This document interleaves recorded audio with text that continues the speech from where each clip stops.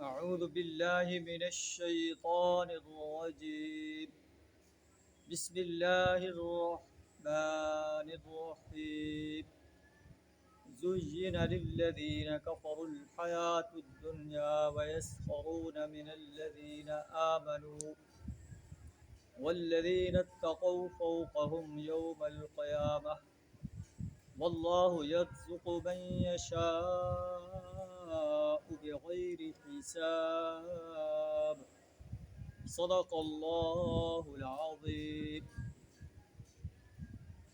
دنیا کی زندگی کافروں کے لیے مزین کر دی گئی اور یہ کافر لوگ اہل ایمان کا مذاق اڑاتے ہیں، لیکن جب قیامت کا دن ہوگا تو اہل ایمان جو تقوی سے آراستہ ہیں یہ درجات میں ان سے بلند مقام میں ہوں گے، یہ جہنم کی آگ میں جل رہے ہوں گے، اور اہل ایمان جو تقوی سے آراستہ ہیں یہ جنت کے باغوں میں عیش کر رہے ہیں۔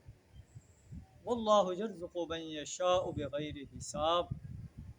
اللہ جس کا چاہتا ہے اسے بغیر حساب کے رزق عطا فرماتا ہے۔